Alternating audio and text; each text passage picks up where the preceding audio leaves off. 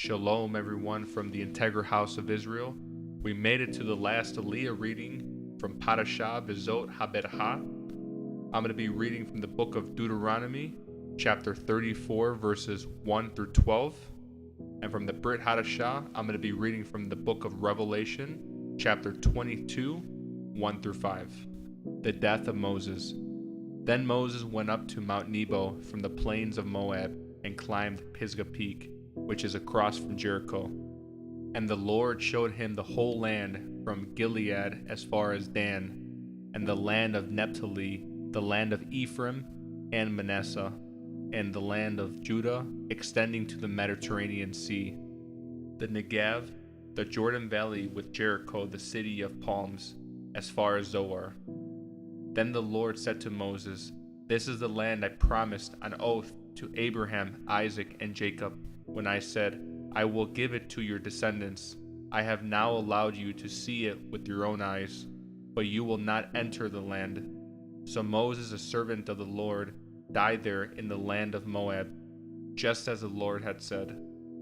The Lord buried him in a valley near Beth Peor in Moab. But to this day no one knows the exact place. Moses was 120 years old when he died, yet his eyesight was clear, and he was as strong as ever. The people of Israel mourned for Moses on the plains of Moab for 30 days, until the customary period of mourning was over. Now Joshua, son of Nun, was full of the spirit of wisdom, for Moses had laid his hands on him. So the people of Israel obeyed him, doing just as the Lord had commanded Moses. There has never been another prophet in Israel like Moses, whom the Lord knew face to face.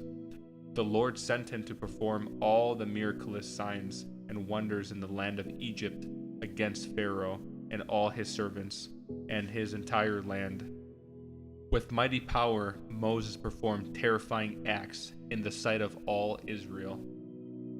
Revelation 22, verses 1 through 5.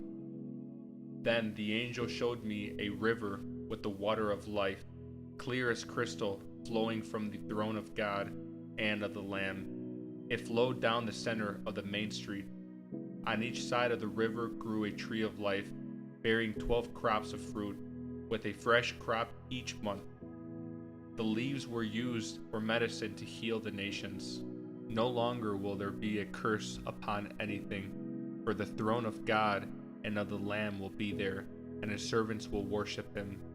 And they will see his face, and his name will be written on their foreheads.